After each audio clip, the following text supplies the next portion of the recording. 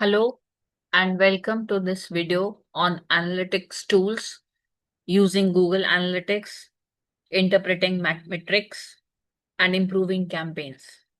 This is your faculty, CS Shruti Soni.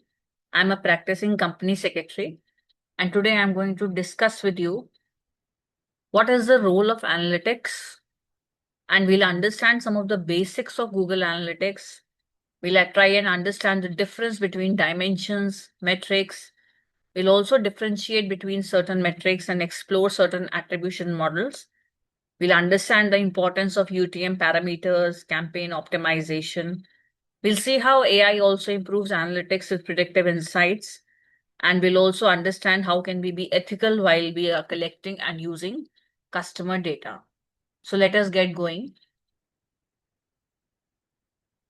See, today the internet is used by nearly 57% of the world's population. So if you want to have a connection with your intended customer base, you need to have a strong online presence. And the marketers, they need to be aware of this role. They need to be aware that the role of analytics cannot be undermined. And in fact, it has to be made more effective if we really want to have a dominant online presence. And the more this realization, the more is the data, which is growing day by day. You can use different types of digital marketing analytics so that you can access and interpret this data. One can also evaluate the progress with the use of analytics in digital marketing. Now, these analytics actually help you track your different metrics, and this also helps you improve your strategies. So, let me now quickly show you a video so that you are able to understand why do we need this.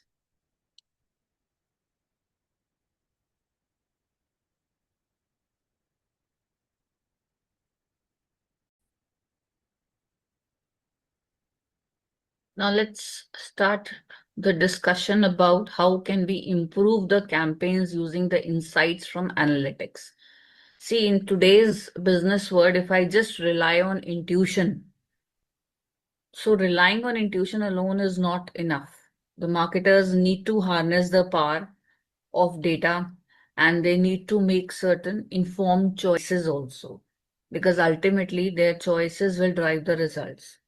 So we're going to walk through certain essential steps from understanding what a data-driven marketing means to implementing strategies that maximizes your campaign's effectiveness. So we all know that data is the backbone of the modern marketing. Okay, it provides you insights also. It provides you basically insights into customer behavior, then it helps you to judge campaign performance, marketing trends, and you can also identify what works and what doesn't so that you are there for, you have a scope for continuous improvement. So instead of relying on assumptions, the data-driven decisions are based on facts, and this leads to more effective strategies, better outcomes. So ultimately, if you understand the importance of data, that is the first step towards a smarter marketing.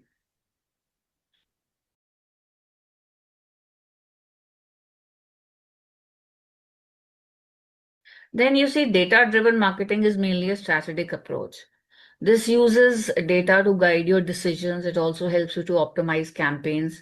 What does it involve? Basically, it involves collecting, analyzing, and interpreting data so that you can understand the needs of the customers and the preferences also.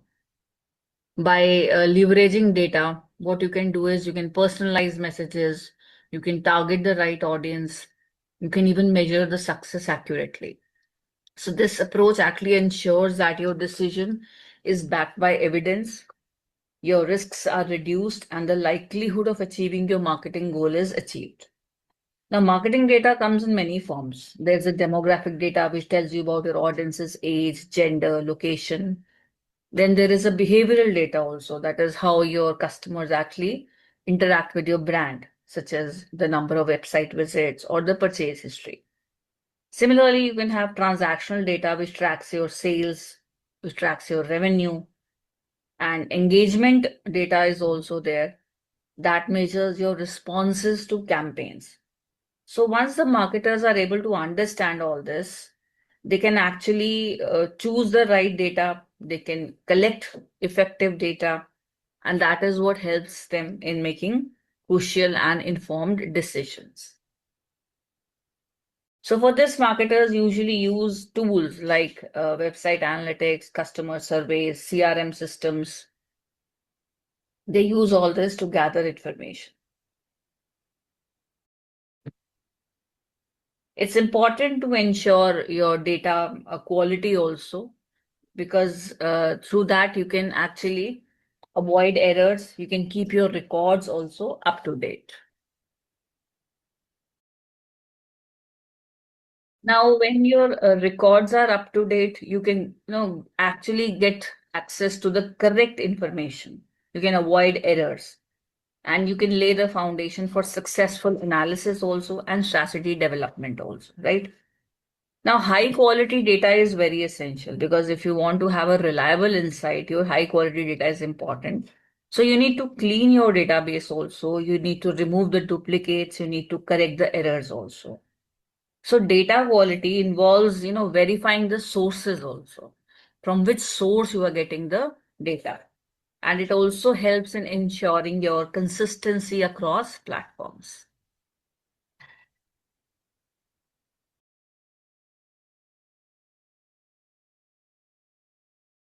So when you have your clean and accurate data, the marketers can trust their analysis also. They can make better decisions. They can also use statistical tools and softwares to identify the patterns and trends. And analysis basically helps, uncover customer preferences. It helps you to find out whether your campaign is working effectively or not, and whether there is any scope for improvement. So you can interpret the data correctly, and with that, you can get a proper actionable insight which will guide your next step.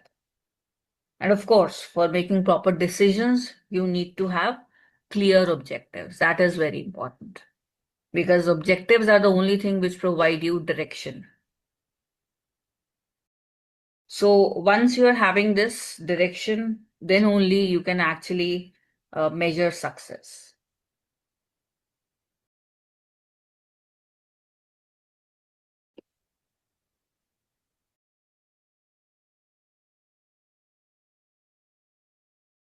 Now, there are certain key performance indicators or KPIs. So what are these? They actually track your progress towards your objectives. See, common KPIs will include your conversion rates, website traffic, customer retention. And once you monitor them, you are actually able to, monitor the effectiveness of your campaign. And you can also make data-driven adjustments also. Audience segmentation, which, divides your customer into certain groups or characteristics, that is also an important aspect which you should take care of. And you can use data to segment audience on the basis of, age, location, interest, behavior, all those things. So choosing the right KPI is very essential for a meaningful analysis.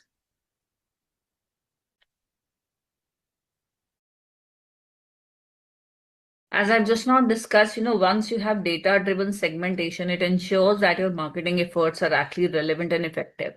Because personalization, it uses data to tailor messages to individual customers. And once you're able to analyze the preferences and behaviors, you can create content that resonates with each segment.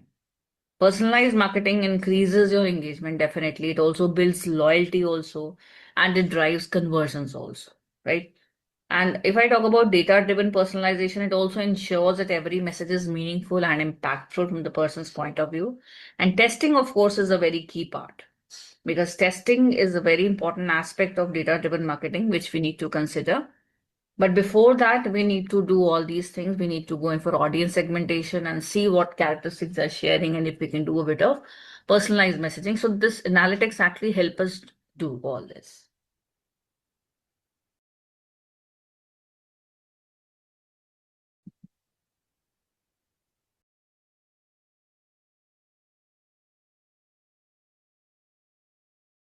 Now, this testing, as I told you, you can use A/B testing also. You can have experimentation also. Because once you have experimentation, it leads to smarter decisions and better outcomes. Then you can interpret your test results, because if that is done correctly, you'll be able to make certain informed decisions.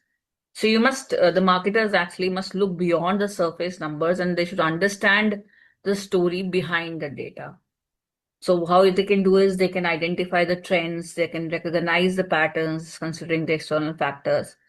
And you can see that the decisions are actually based on meaningful insights rather than just random fluctuations.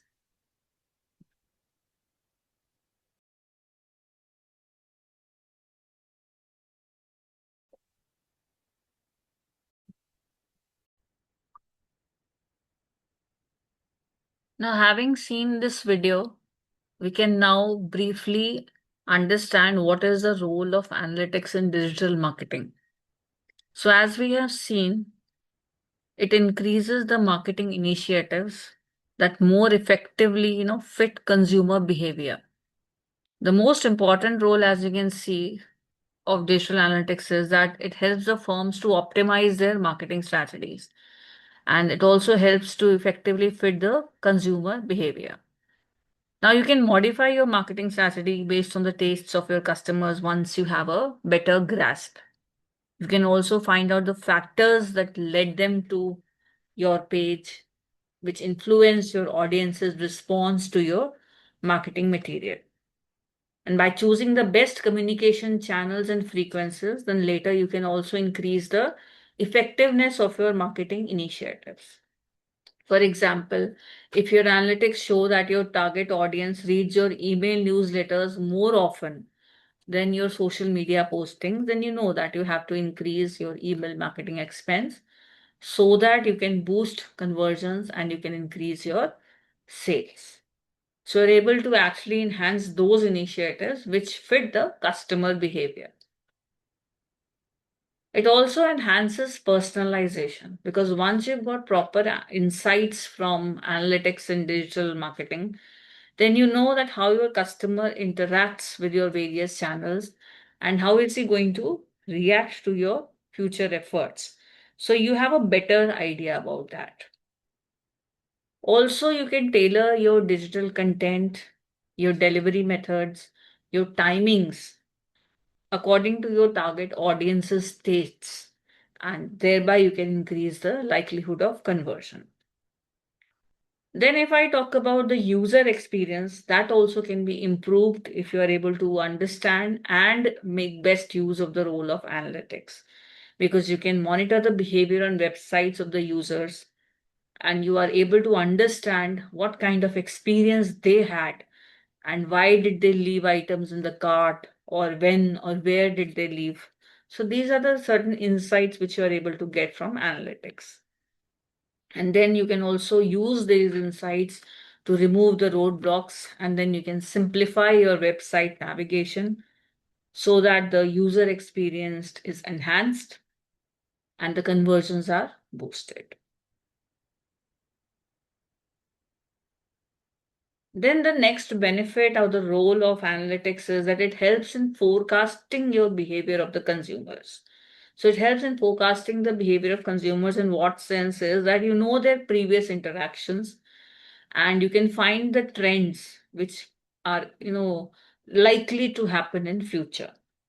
So analytics aids marketers in keeping track of trends also, and it also helps in gaining an advantage over the rivals also. Because maybe let us take an example that if there is a certain post for a holiday, now let us say this attracted a lot of engagement, so you might take advantage of this pattern to draw even more engagement. You know that this kind of a post attracts people, and once you are able to divert traffic, then the next is in your hands. So you can at least start with the right note. Another very important feature of role of analytics is that it helps you monitor in the real time, because otherwise you are not able to appreciate how many users are actually going through your website right now. Whereas analytics actually offers you real time data, so you can monitor the campaign's performance as it happens. And once you know are able to monitor, then you can also make adjustments very quickly opposite to your marketing strategies. And then you know that, okay, this is the changing trend or this is the issue which I'm facing. and thereby I can make adjustments in my marketing campaign. Also, you are able to do a better analysis of the competitors. We'll see that amongst your performance also, you can compare like date-wise performances, you can check that also. But it is also very crucial that you know the digital presence of your competitors. So you can get certain insights into what strategies are working for your competitors also. And apart from this, it helps in making data-driven predictions because you can really do predictive analysis. You've seen the trends, so now you can do a bit of predictive analysis. You can detect the existing trends. You can use it to make data-driven and informed decisions. Also, you are able to understand which product to advertise when you are using this predictive data analysis. So at its core, if I say that what does analytics do? So it answers these critical questions, such as how many visitors are coming to our website, where are they coming from, are they actually converting into customers or leads, then which marketing channels are driving the most traffic and conversions, and how can we actually optimize our campaigns for better results. So now let us take a look at the types of digital marketing analytics, the most prevalent ones we'll be covering. The first one, as you can see on the screen, is web analytics. Web analytics focuses on tracking and analyzing website performance. Okay. So how is your website performing? This is being shown by web analytics. And the metrics which it is using is like page views. So how many views on your pages? Bounce rates, we'll be understanding this, and session durations, click-through rates. So these are certain terms we'll be understanding. And this is what shows your performance of your website. Then we also have social media analytics, which assesses the effectiveness of social media marketing efforts. So what they are trying to compare in this or check in this is likes, shares, comments, how many followers are there, how many followers have increased on the social media front. So basically, what is the social media audience's expectations? A businessman is able to understand out of this. He can tailor make the content accordingly, and he can also easily measure the impact of social campaigns. Then we can also do email marketing analytics. Now, email marketing analytics, this evaluates the performance of email campaigns. You must have got this experience of receiving many emails from a particular brand once you have clicked their website or visited their website. So that is basically targeted through email marketing analytics also. And here the metrics which we use are like open rates, click-through rates, conversion rates, unsubscribe rates. So all these are important metrics which we'll be seeing. Then content analytics is also an important way in which you can actually evaluate the performance of your digital content. So whatever matter you have placed in your blogs, your videos, your infographics, what is the performance that you can measure through this? And what are the metrics you find in this is you can have page views, how much time did the user spend on your page, and whether he shared, because that indicates which content resonates with the audience. We also have SEO analytics, that is search engine optimization analytics. It measures the success of the organic search efforts. Organic is when you have not done any marketing. So, what is the success of that? For example, if you have keyword rankings, organic traffic, backlink profiles. So these are some of the key metrics. And the business person can optimize his websites for search engines and he can improve visibility in the search results. Then another analytic area is pay per click.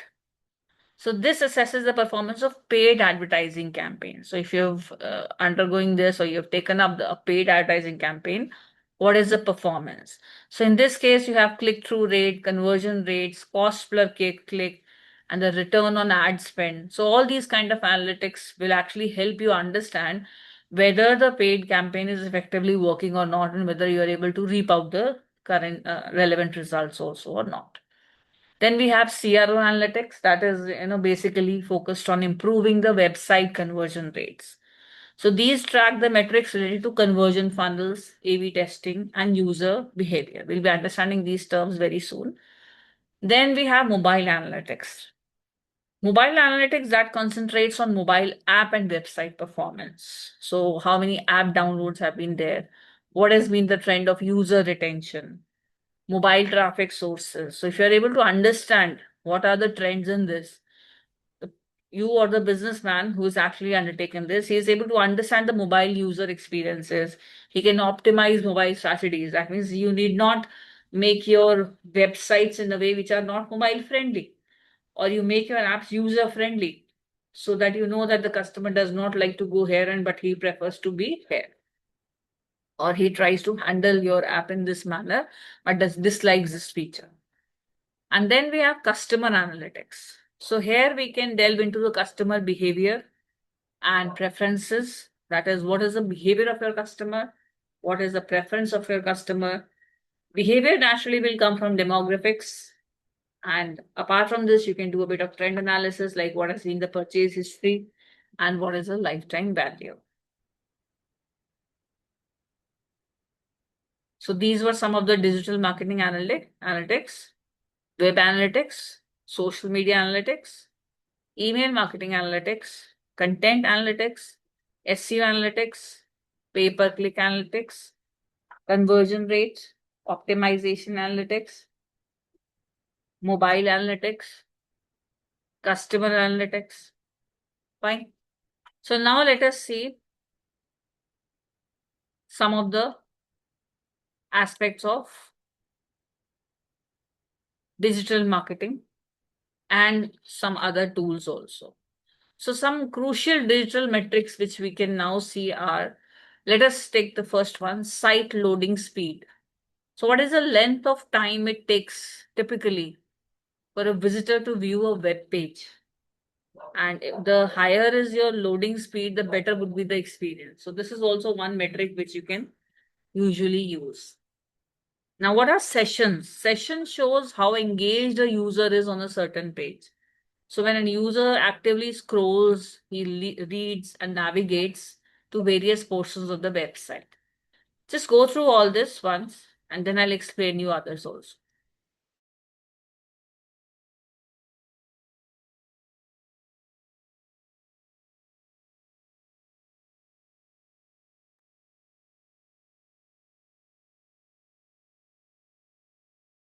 So a session is when you usually scroll, when you read, when you navigate to the various portions of the website.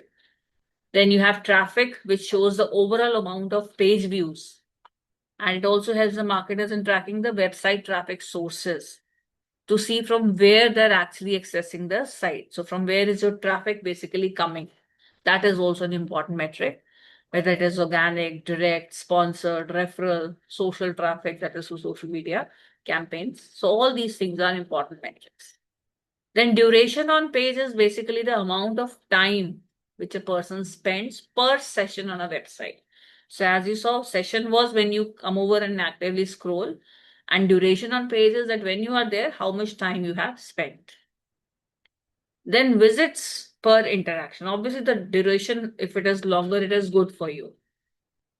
And thereafter, we can see whether it actually ended up into a concrete purchase or sale or revenue or whatever. Then we have visits per interaction. So what kind of actions a user took during a session? Because sometimes it might be just a flip through. Sometimes it might be a mistake. Sometimes it might be a concrete visit. So we have to differentiate between them. Just because the number of visits is higher, a businessman can't be happy about the fact that yes, his campaign is doing good. Right? That's obviously a positive signal, but I cannot say that that's a concrete signal for your success. Then you have the bounce rate. Bounce rate is that the visitors, the site visitors, how many visitors actually abandoned it before doing the specific activity, because maybe they just, as I'm saying, they just flipped through the products, but they did not make a purchase and probably they went to another site. So these are some of the metrics which we're usually using, but now let us go into a detailed version, the most popular analytics tool, that is Google Analytics. We'll take a brief overview of that. And then we'll also see how it actually functions, how does it look, what all we can do on that. portal and what all we can do in the account. So Google Analytics, as you all know, it's very extensively used in marketing because it's a very reliable resource. You can easily analyze the results of analytics and you're able to get very useful insights from the data which it studies because it assesses your website metrics also, it tracks your social media metrics also, and it gives you proper data so that you can have proper insights. Now, as you can see on the screen, any digital marketing agency can use Google Analytics to do various things. So let us understand what all can be done first. You can identify the main user traffic sources. Okay, that is from where your traffic is coming. You can evaluate the effectiveness of your marketing initiatives. You can evaluate the effectiveness of your campaigns. You can monitor whether the goal has been completed. That means whether the customer has actually made some purchase, whether he has only added item and then left. Then you can also identify the patterns and trends in user engagement. That or at what time of the day or at which day of the week on a special occasion on when you announce certain special schemes. So you can identify those patterns also, and you can gather other visitor data like demographics also. Now you can see that small and medium-sized retail websites, they frequently use Google Analytics to gather and analyze different customer behavior statistics. This can be used to enhance your analytics in digital marketing campaigns, and it increases your website traffic also, and it helps you retain the customers in a better way. It is, as you all know, it's an industry standard tool which the marketers are using so that they can measure their website, app, and campaign performance. And basically, in this video, we're going to understand all those basics, right? And we'll also see how we can apply insights to improve campaigns also and also to increase the efficiency of your decision making.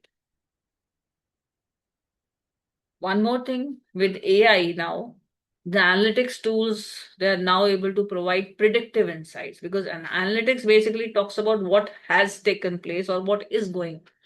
Because what is going on is real-time analysis and analytics tools otherwise tell you what was, how many visitors came, what all did they do. But with AI, based on those trends, now you can have predictive insights also. So which audiences are most likely to convert into your productive prospective customers? You can approximate that also. And for that, we have dashboards which consolidate those metrics, and then that can help you make decisions quickly as well as effectively. However, it also ensures that you use the data in an ethical manner, at the same time ensuring transparency and at the same time ensuring privacy so that you are avoiding legal risks. So these are all embedded features in Google Analytics. You don't need to worry about it as long as you're doing it the right way. All these features will actually help you to go through your analysis process in the most rightful way. This is what it is trying to say. Now, if I ask somebody what is Google Analytics, so the first answer would be, the correct answer would be rather that it's a free web analytics tool which is provided from Google. Okay. So it just tracks and reports your website and app traffic. That is, it tells you from where your traffic is coming. It shows how users are actually discovering your page. How are they engaging with your page? How are they converting on your digital assets and whether they are converting or not? So again, as you can see, the marketers as well as the business owners, they can make more informed decisions about what's working and what isn't and where they need to improve. This is the most widely used platform, and again, it provides insights into traffic sources, user behaviors, and conversions. Now, to measure a website, basically, you first have to create a Google Analytics account. Okay. So if I actually want to start using it, what do I do is you first have to create Google Analytics account. Then you need to add a small piece of JavaScript measurement code to each page. Sometimes they give you two codes, one on the header side and one on the main body side. So each time a user basically visits a web page, that code collects certain information about how that user interacted with that page. And that helps it provide you the reports or the insights from analytics, right? For example, for a Google store, the measurement code could show how many users visited that page which sells drinkware versus a page that sells houseware. So you can compare and find that out. It could also tell how many users bought an item by tracking whether they made it to the purchase confirmation page also or not. Now, this measurement code, this will also collect information from the browser, like what was the language setting, what was the type of browser, what was the device, what was the operating system. It can collect the traffic source, like what brought the users. And this might be a search engine, this might be an advertisement they clicked on, or an email marketing campaign. Now, when the measurement code actually collects data, it packages that information and then it sends to Google Analytics so that it can be processed into reports. Now, when analytics processes data, what it does is it aggregates and organizes the data. And it also organizes the data on a particular criteria, that is, whether a user's device is a mobile or a desktop, or if it is a browser, whatever browser they are using. There are also configuration settings that allow you to customize. You can also customize things. For example, you might want to apply a filter. You don't want your data to include any internal company traffic because maybe your employees are also going through your website a number of times, or maybe your ex-employees, or maybe the relatives. So you don't want to hamper your analysis based on that, or even the developer traffic. That means somebody who's developing your app. So you don't want that to happen. So you may exclude that.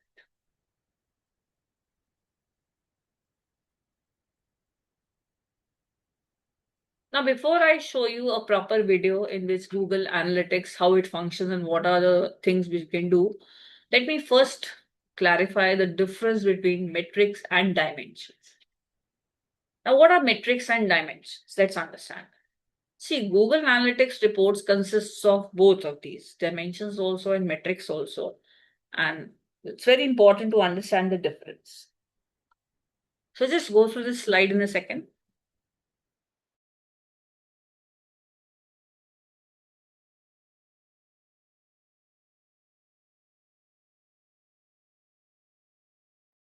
So as you can see, the dimensions basically, they describe the data.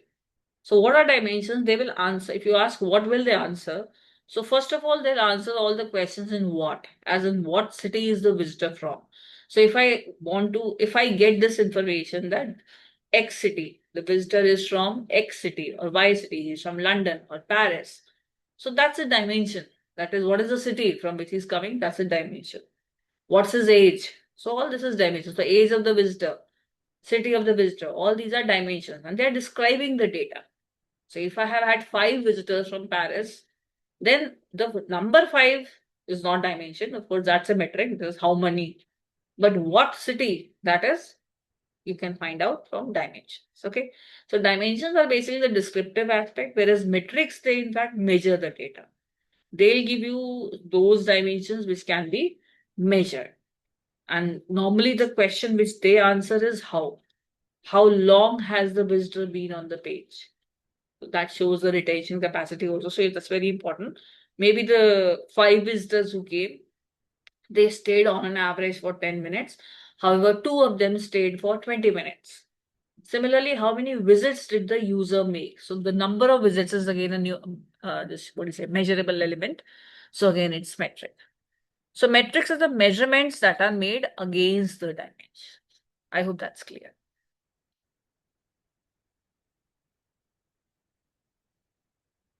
Let's understand this in more detail. See, the average session length is measured across several different regions. Then the dimension would be region. So if you're seeing that a person is coming and visiting your web page, and this person can be from various regions, so the dimension is a region. And average session length, on the other hand, that's a quantitative measurement, and that would be an example of metric. Now you can customize your dimensions also in Google Analytics. And usually the common dimensions which we include are language. We would like to know the information on these main elements at least, or on these basic fronts. There's the browser type, city and country, models of devices, age group of the user. All these are very important dimensions and most commonly used ones. On the other hand, if I see what are matrices, so they are, as we have seen, quantitative measurements, and that too of a single type of data.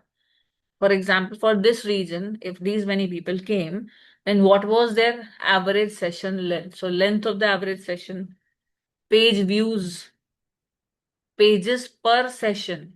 Total page views is separate and pages per session are separate. Then average time which the user spent on site. So you can compare also the measurements across various dimensions. You can take a look at the screen. These are the dimensions: source, medium. Just take a look at the screen. This is how it looks like.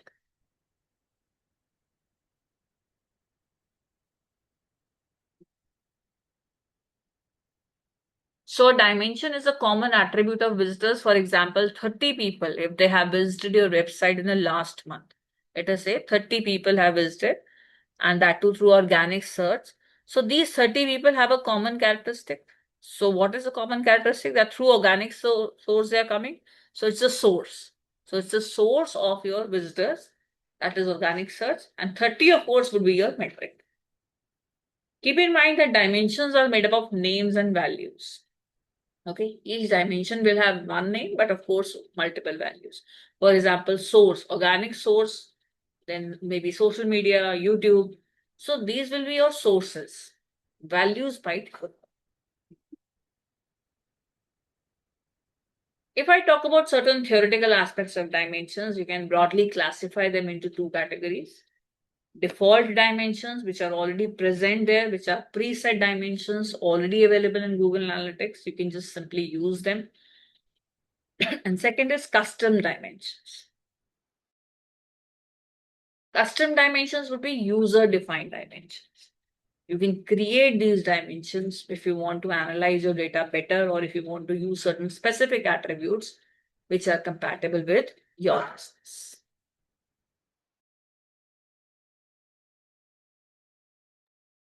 Kindly quickly go through these common default dimensions.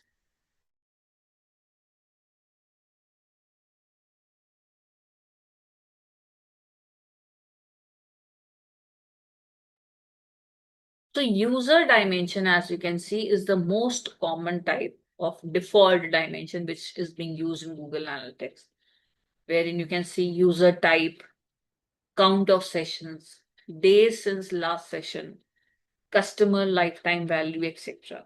And with these dimensions, what kind of metrics we usually find is users. That will give you the total number of users. Then new users, that is how many sessions were marked as the user's first session, how many people came there as first. Then percentage new sessions. So the percentage of sessions by users who had never visited the property before. Okay. And number of sessions per user. So how many sessions that were there in all, and when you divide that by the total number of users, you get the number of sessions per user. So these are your dimensions, and with this dimension, these are the commonly used metrics. Then we also have session dimensions as of session duration, session count. You can get these kind of dimensions in analytics reports, and these are all default ones. And the metrics which are compatible is sessions as of the total number of sessions, then bounces, that is the number of single page or single interaction hit sessions for the property. Properties as of as of now, what you can understand is like if you have your separate account for separate businesses, within that, if you use those Google Analytics linkages, so that becomes your property. So how many total number of single page sessions are there? Then bounce rate, that is what is the percentage of a single page session? What is the percentage of that session in which the person left the website from the very first page? That's a bounce rate. And session duration is what was the total duration of the session of the user, and we usually cover that in seconds. Then we also have average session duration, that is the average duration of users in seconds. Then we have unique dimension combinations, which counts the number of unique dimension value combinations for each dimension. So you can build combined dimensions post-processing, and you can have a more flexible reporting format so that you can, track your implementations in a more effective manner. And you can also use additional custom dimension slots. As far as the traffic source dimensions would be concerned, you can have whether it is from a campaign, whether the source is a particular source, whatever the medium, keywords, and for that, the metrics would be organic searches and so on. Then we have certain other default dimensions such as Google Ads, which covers the Google Ads campaign ID, ad group ID, query match type, placement domain, placement URL, etc. And with these, what metrics you can usually find or associate are impressions. That is, if you are running a campaign on Google, advertisement campaign, what was the number of total number of campaign impressions? That is, how far did it reach? Then total number of times a user clicked on an advertisement to reach the property. Because sometimes we see the ad, we don't click. And sometimes we see, but we click. So this is what we're trying to understand, how many of them actually clicked, right? How many did it reach and how many actually clicked? Then cost. What was the derived cost for the advertising campaign? And the currency is the one which you set in the AdWords account. CPM is basically cost per 1,000 impressions. That is also an important metric for you. Then what per click, what has been the cost to the advertiser? Click-through rate for the ad. So this is basically the number of clicks divided by the number of impressions for the ad. That is how many times the users have clicked on one of the ads where that ad actually appeared. So this is your CTR or click-through rate. And cost per transaction is for the property, what has been the cost per transaction, which is actually being entered into. We also have some platform or device dimensions. Once we finish all these dimensions, default dimensions, I will again flip through these screens so that you can again go through all these important elements. Okay. So as far as the platform of device dimensions, usually these do not have any metrics associated with them. So we have these dimensions like browser dimension, browser version, operating system version, then which brand of mobile device is being used, and device model, mobile input selector, that is whether it is through touch screen, joystick, or so on.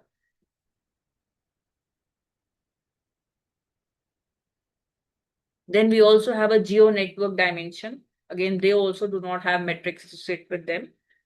So in this, usually what we find is a continent, subcontinent, country, region, metro. That's a particular market area from where you are able to find the traffic. And the city, all in-depth analysis you can find out. Apart from that, we have time dimensions wherein we have date, year, month. Month can be from it can be two-digit integer from 1 to 12. Then weeks, this can be from 1 to 53, and each week starts on Sunday. Then day again from 1 to 31. Hour, that is what was the hour when this user traffic came. Okay. Minute, these are also time dimensions. We can also classify dimensions on the basis of what they signify. So some of them are primary, which is the main focus of the report, and some of them would be secondary. So you can always change the primary dimension also, and you can also use some other drop-down options if you're not able to find them. So this is what is your primary, how it looks like.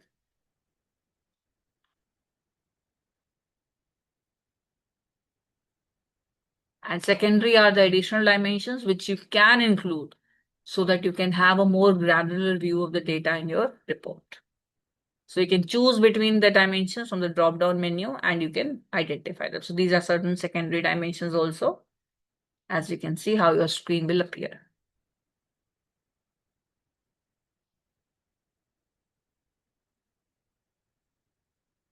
Now, before we go in for understanding of the metrics, I will quickly rush through all these slides which cover dimensions so that you can have a quick recap and a complete understanding. Please see this one.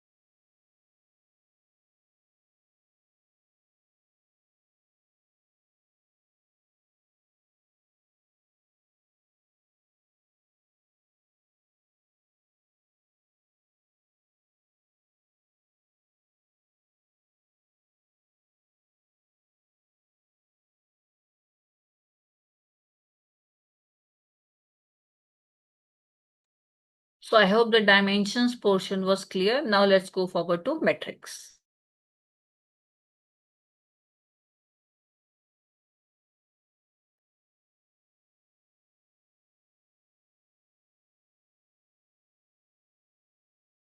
Metrics are basically number values.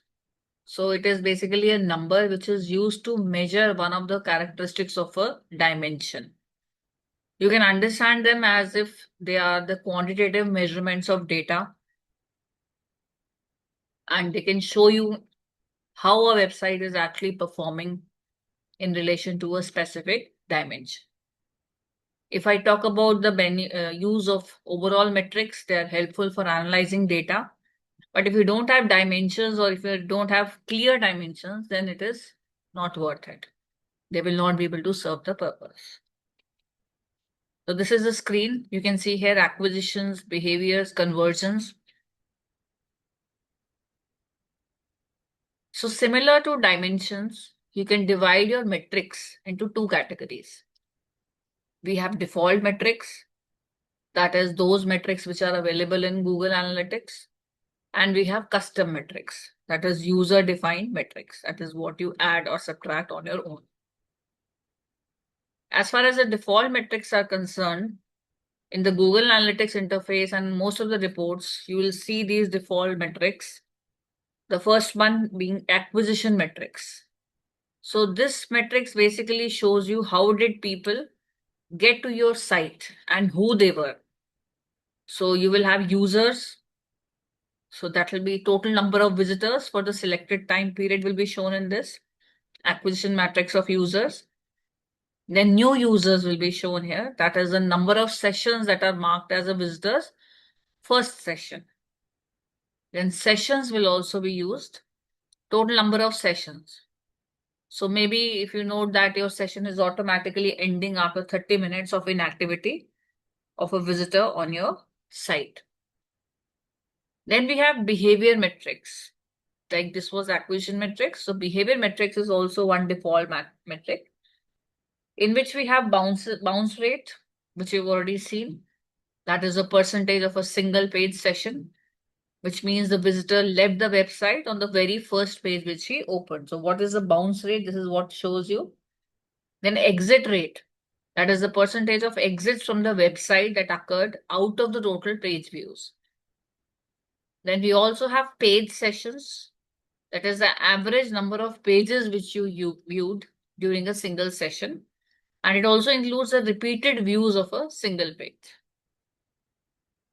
And the session duration, this is also a behavior metric, which is basically depicting the average length of a session.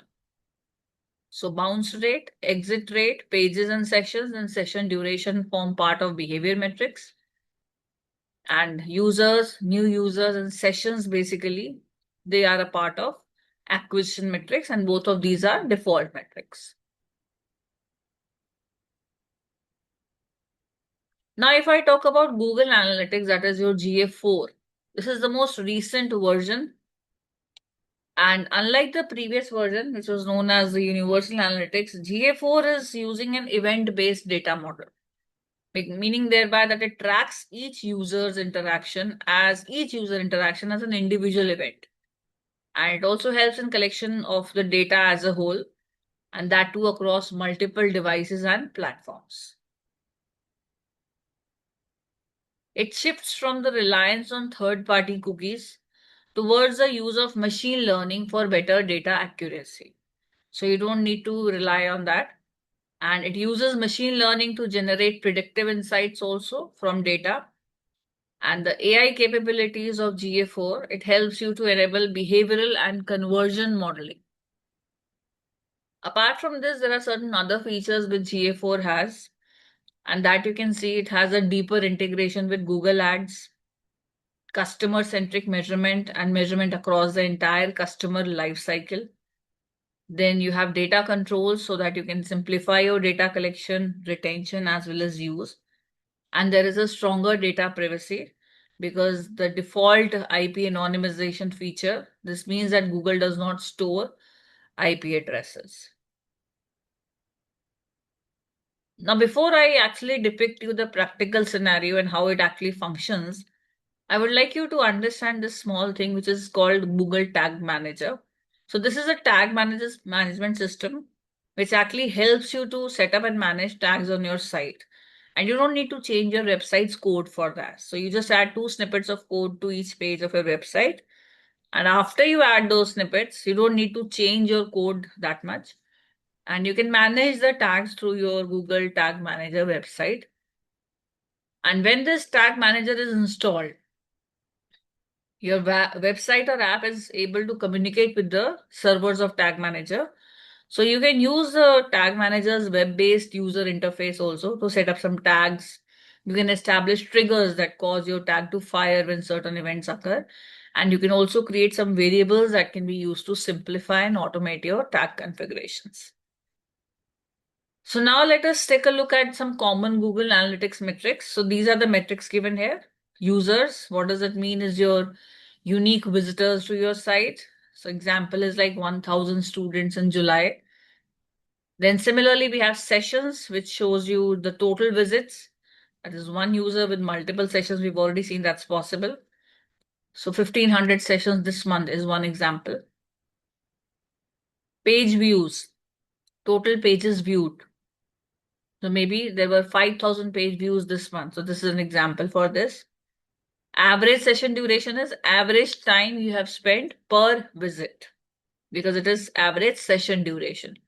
So an example for this could be 2 minutes, 30 seconds, and so on. Then bounce rate is, as we have seen, the percentage of those who leave after one page only. Example could be 40%. Conversion is the rate percentage of complete a key action. For example, they buy or they sign up for whatever scheme you mentioned. For example, 3% they have signed up for a newsletter. Then we have new versus returning users. So you might have this kind of metric which actually tries to show you who were or how many were the first time visitors or how many were the repeat visitors. For example, 70% new and 30% returning. Then the source of your traffic would like to show from where the visitors are coming from.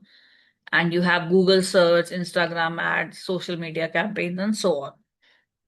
Then devices or platforms also. This is also an important metric and a very commonly used one. That is how users access your site, maybe 75% mobile, 20% desktop.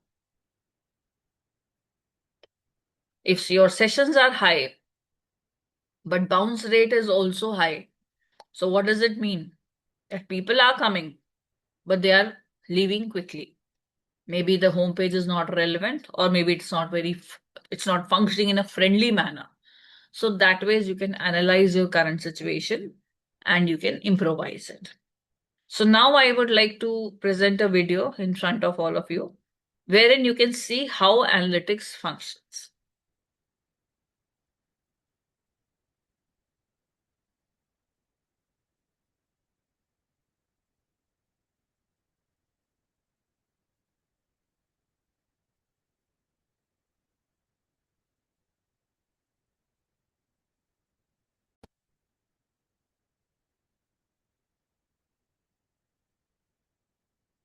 So through this video, we are going to understand how Google Analytics actually functions. And for this, you basically have to log in to analytics.google.com. So we'll have certain insights through this video. Okay, so let's get started.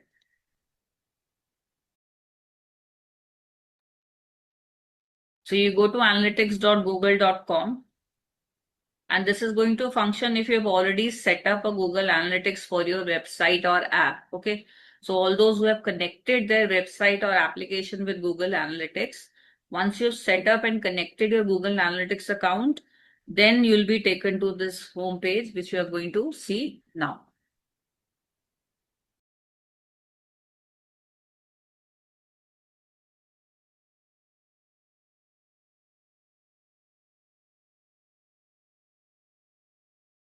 So this is your page where you will see.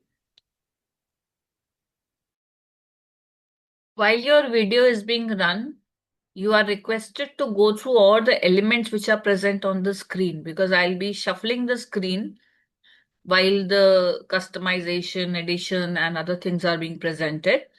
So you are requested to see other things also apart from what have been mentioned, so that you get a crystal clear idea of how things actually work and what all you can actually do on this. Okay.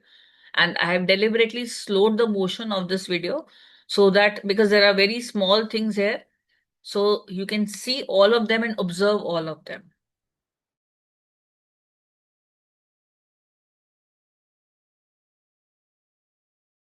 And on the top, you will see that you have your account and you have your properties. Okay. You can take a look at this.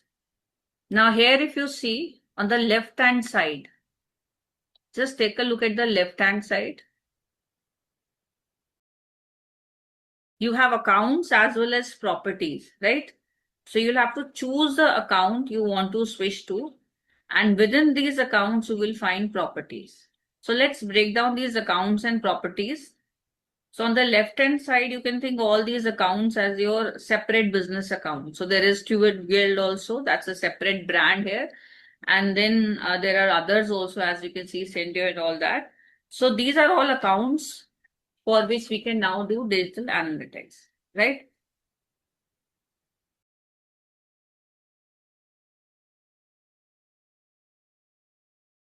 So now let's break them down further.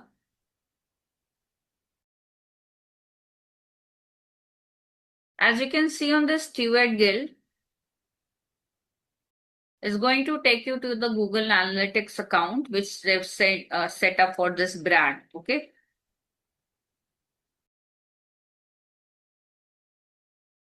These are all separate accounts, which the picture is showing you. And Stewart Gold, as I was telling you, it's a separate brand, right? And then we have Syndio. So these are all separate businesses. Also, you have this Trendy Kiwi. This is also separate business. We have others also here. Within these accounts, what you find is you have these properties, right?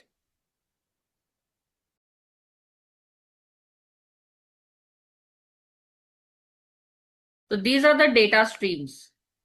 These are the data streams which is connected to your Google Analytics. So if you click on this one, so this is the dashboard you're going to see. Please see the dashboard also simultaneously. This is the Google Analytics account of this particular business, right? So for this Stewart Gold, whatever account has been set up, it will look like this once you open, right?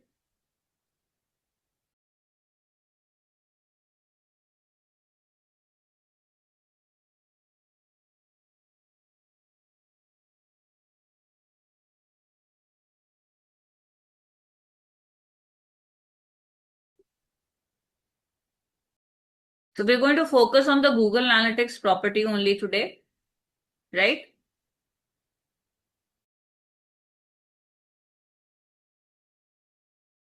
You can see here active users, purchase revenue, sessions, purchases, right?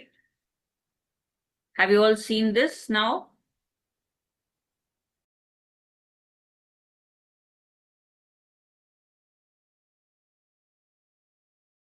So this is your home dashboard, but it might look slightly different also based on what you have chosen as your dimensions and metrics, right?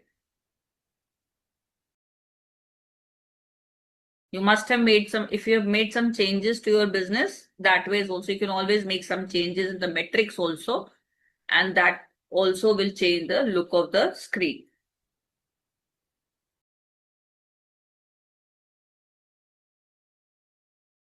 So here when we go to the home dashboard, you'll see the key events which are actually happening on the website. So there is a default date range also.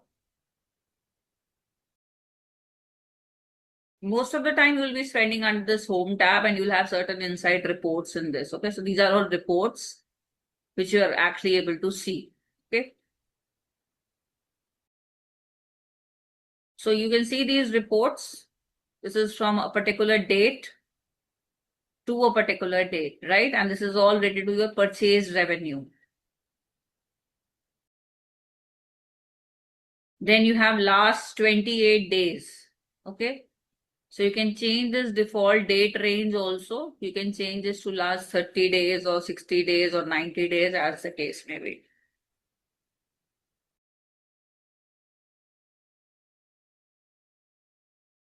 You can custom it, right?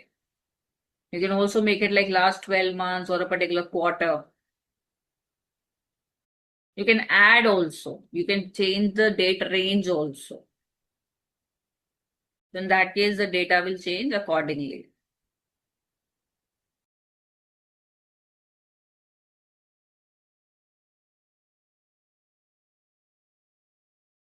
And you can also see the revenue. So what revenue you've earned, that also you can take a look at. And you can see that it has fallen down. Okay, the percentage of is also given. So this is basically a store. So the number of sessions and number of purchases can obviously change.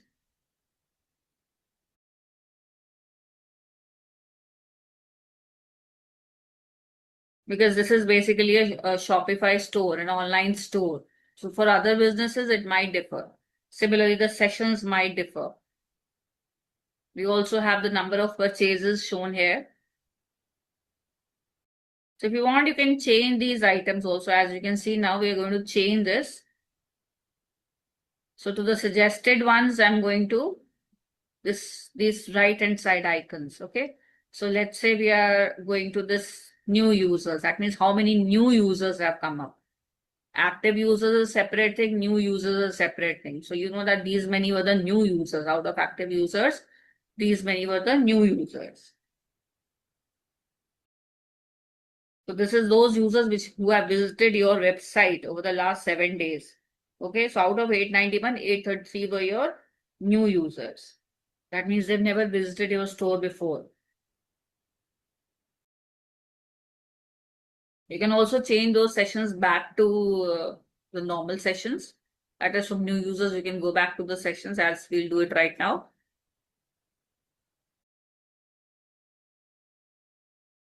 The sessions will always be higher than your active users, right?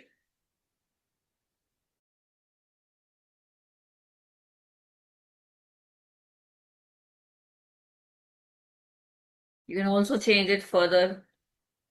So as of now, we have just reverted back to sessions. Okay, so sessions, you can see it is 1.3K, which is definitely higher than the active users.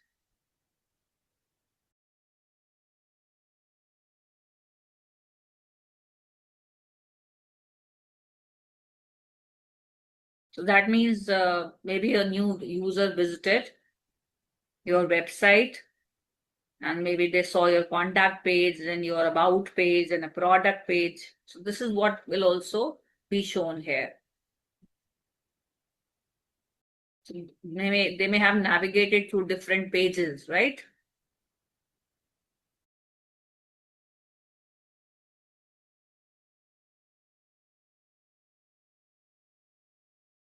They may have gone through your product page also and seen what kind of products are there.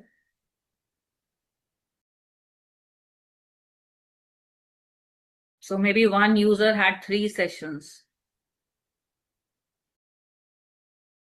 We also have purchases on the right side, as you can see, 17. So over the last 7 days, you can see this 17. Now GA4 is highly data driven and the report is focusing on all these all these items. So all these snapshots are basically giving you more detailed report, right? Now, if you go to the active users, you can also go for real time also. And if you go in for these active users in the last 30 minutes, so you can see a snapshot of all the users. That is last 30 minutes, how many visitors visited your website. You can also see the country they're from, how many active users from those countries. You can also change this metric.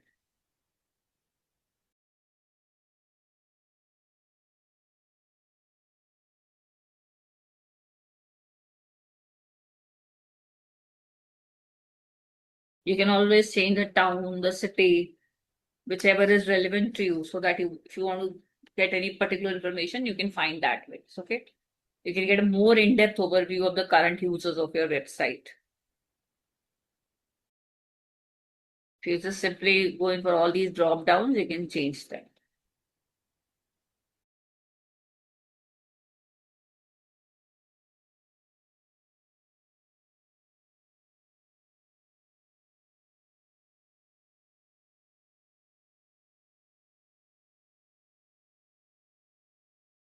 So the geographical area, if it is relevant for your business, that is how much your business is targeting in a particular geographical area, this is important, right?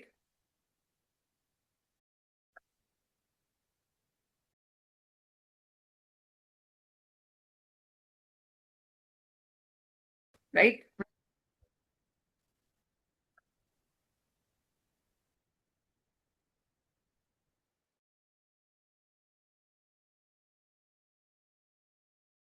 You can also find new users from here, right? From active users to new users also you can take this view. You can view the real time things.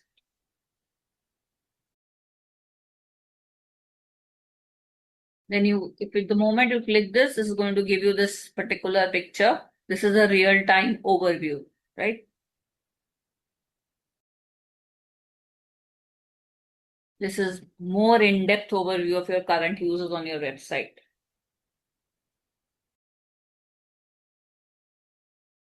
Active users in last 5 minutes and active users in last 30 minutes, active users per minute also it is showing you. Then users by first user source, that has been shown separately. Then by audience, you can see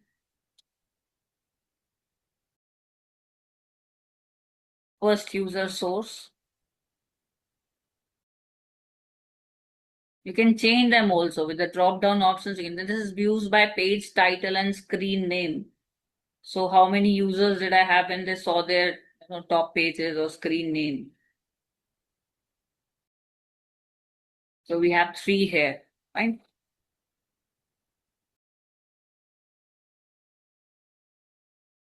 So you've got 3 users here. And you can see the views also, the percentage also. How many times they've taken the view, right? How many times they might have visited the page or something.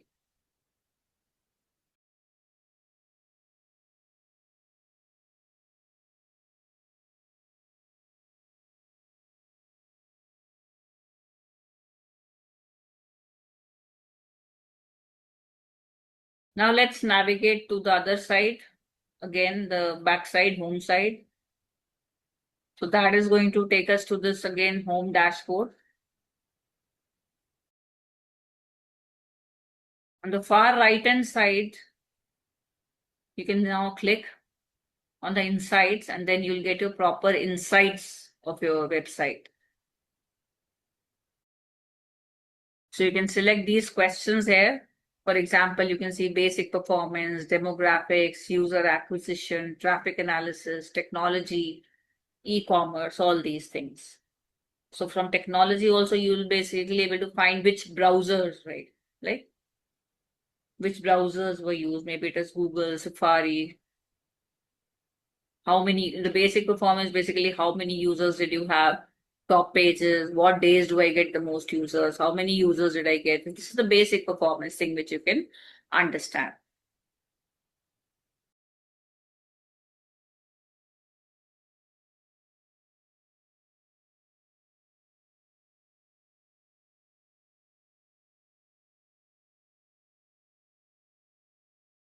How many users this year? What are my top events? You can always change the dates and also change that, see that accordingly, right? Then from demographics is basically from which location. These are the top event names also. For example, what happened and how many times. Page views, session start, first visit, user engagement. This is basically in the last 7 days, okay? Because you can see from January 28 to February 3, this has happened. So these are the number of users who have done this kind of an event.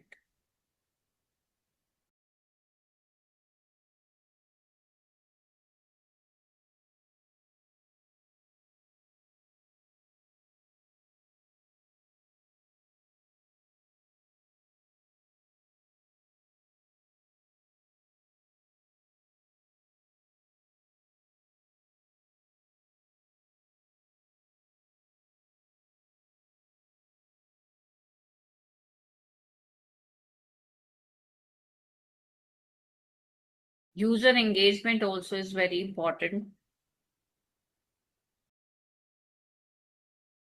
Then if somebody has submitted the forms, if somebody has added something to the cart, somebody has started to begin checkout, or somebody has started to purchase, all these things, all these insights you can find. Okay.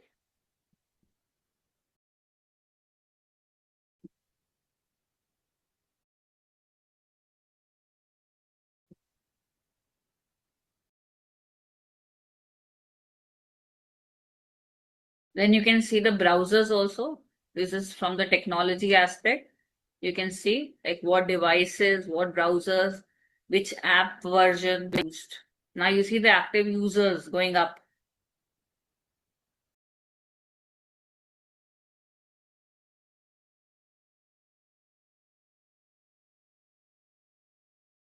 Then we have these kind of insights also.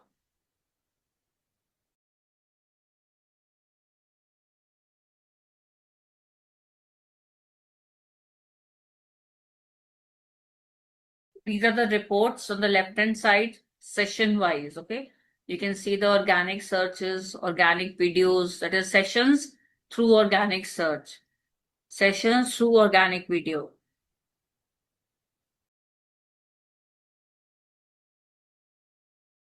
through organic social, through referrals, through unassigned, right? Emails.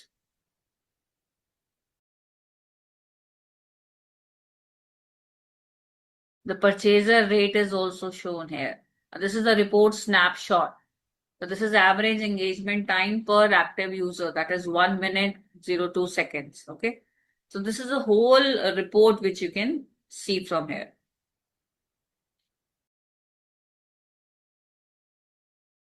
Now in this right hand side, you can always change the dates also.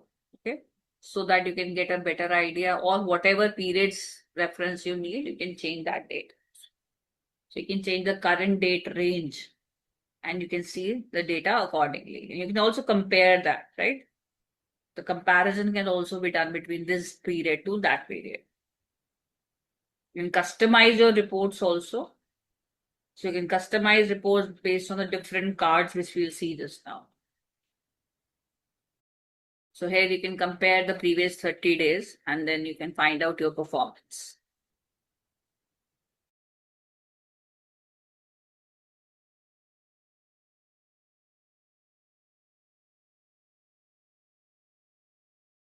So do you observe any change here? Yes.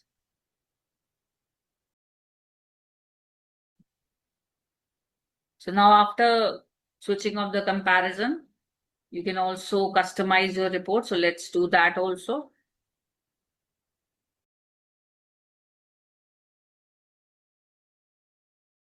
This is the report snapshot page only. So what you can do is you can navigate over to customize. So let's understand how to customize your reports. So this is the icon for customizing reports here. You have overview, real time, insights. You just move these different cards around and you'll see that they're going to change here. The user activity over time, views by page title, event count. So we can just move these insights down here also. If there is any insight card or widget which you don't like, you can remove that also, and there is an icon to add them also. So you'll see that just now here. So simply remove whatever you don't need and add whatever you want. So you can add cards also. These are the cards which you will have, the ready-made templates. So maybe you want to have items viewed in promotion by or active users by age or by language or by town or city. Whichever ways you want to add, you can change it. Okay.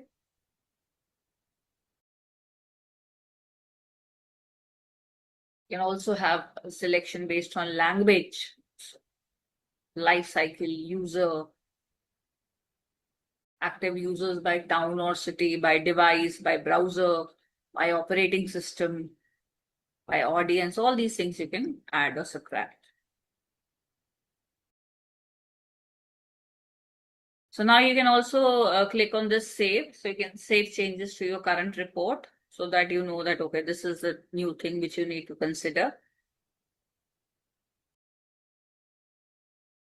You can also save this whole as a new report. Okay? You can save changes to the current report or you can save it as a new report depending on what purpose you want to solve.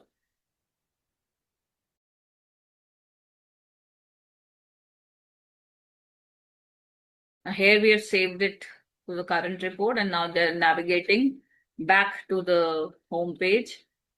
And let's now understand the web and app traffic. The traffic is how many visitors basically. So as of now, we'll be concentrating mainly on website, but these are the active users as you can see country wise. So this is understanding traffic. On the United States, you can see you have the highest number of active users. Then from India, Canada. So whichever country is giving you more traffic, you know that where to target and what to target. You can also change this. Maybe you want to have the active users by town or city only, then you can navigate accordingly. Just navigate accordingly. Average engagement time per active user, you can see here.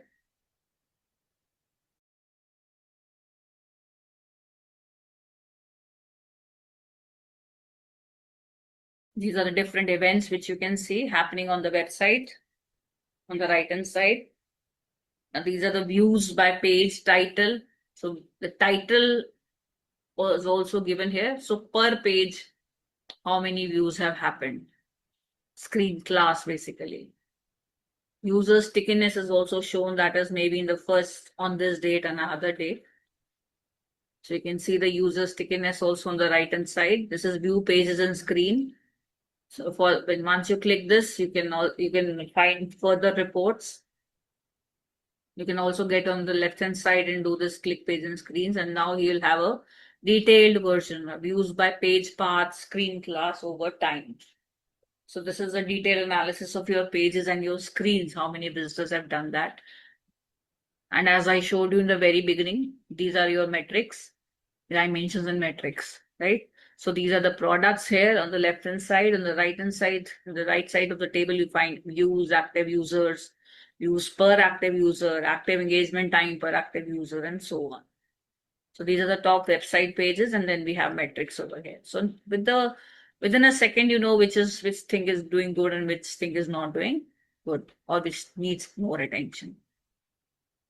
You can always change the days also, 28 days period also. Again, this period can be changed. You can just take a look at the screen for a moment.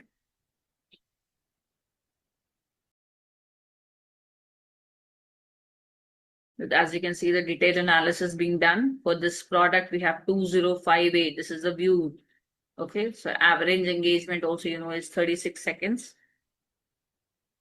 And the event count was 7869. You can also find the total revenue. If there has been any key event, that also can be seen. For that purpose, of course, you must have specified the key events. Now you can also customize this report because this is a standard report. So you can also customize this. You can add or subtract your dimensions and metrics as you've just now seen. So if you click on the dimensions part, you will have these factors. So we have page title, screen class, page path, screen class, page title and screen name, content group.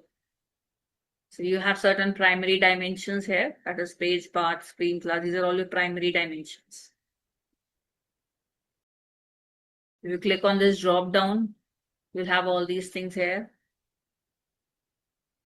So if you want to make any changes, you can add accordingly. We can also add dimensions on the right hand side. Just click them.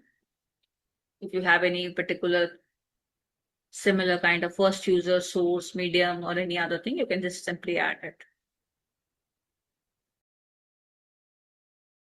You can also hit apply so that it gets applied to your report. Similarly, you can make changes to metrics.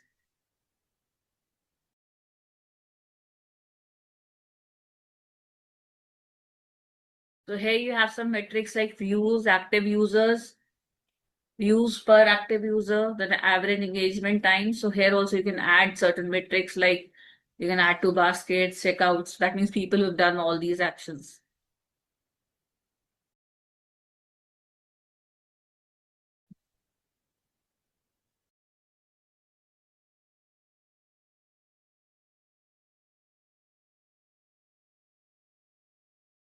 You just simply click on apply and you'll see that all these changes have already occurred. And then you can also save them, right?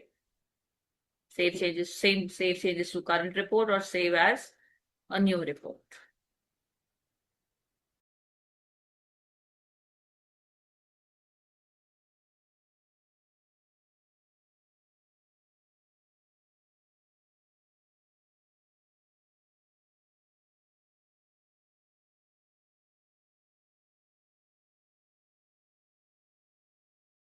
Now coming back to the home page, we'll see that whether the metrics have been updated because we need to apply. We also have certain metrics here and we have certain icons here like acquisition, overview, user acquisition, traffic acquisition. So we'll have to check on this traffic acquisition now.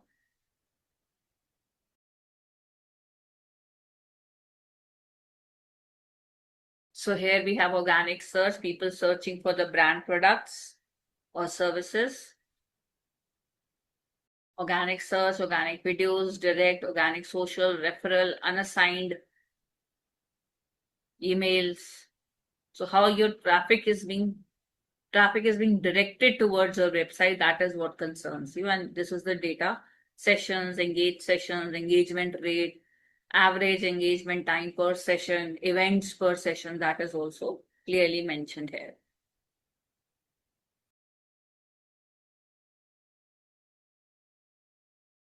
There is a column for paid search also and organic shopping also. You can click on the session, source, medium, and then you'll find a detailed analysis. This is giving you a complete breakdown of the traffic. You can see it's from YouTube or referral, then Reddit, then Stuart Gold, and if there is any particular other website or email, that is also clearly shown here. So here you can see most of the people are coming through Google or organic search, right? And the referrals of the YouTube, that is showing them as the next best source of traffic. So you should know from where your traffic is coming because that is what you can target. So this is going to cover that aspect.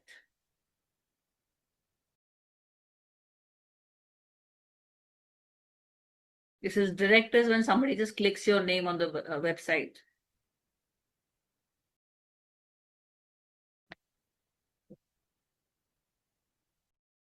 Now what you can do is you can just change these metrics also. For example, if all events you just want to change any of these, like you can just select one of these and then you can see how through this particular channel this more traffic is being diverted or this source is acting as a beneficial source to you. Again, the dates can also be varied. This is 28 days, so you can also have comparison of that.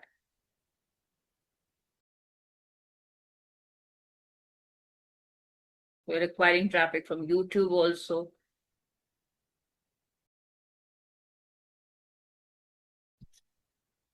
We have also generated 3 sales, as you can see. How many sales and purchases you've generated, that is also important. Reddit has generated 4 sales as you saw previously, right? So 4 sales generated by Reddit. Now this is the revenue. And the top right corner again, we can customize the report.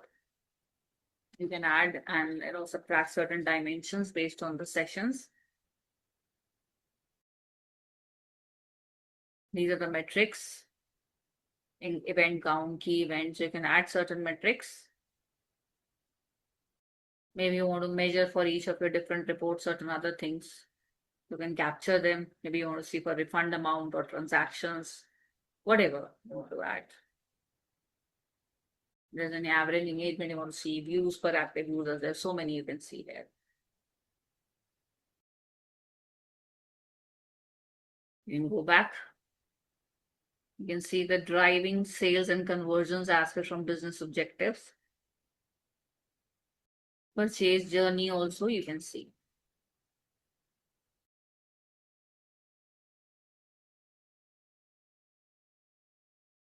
This is your purchase journey here and the device category basically. The abandonment rate is also shown here. Okay, so how many users convert, end up being actual users, that's all you can see here.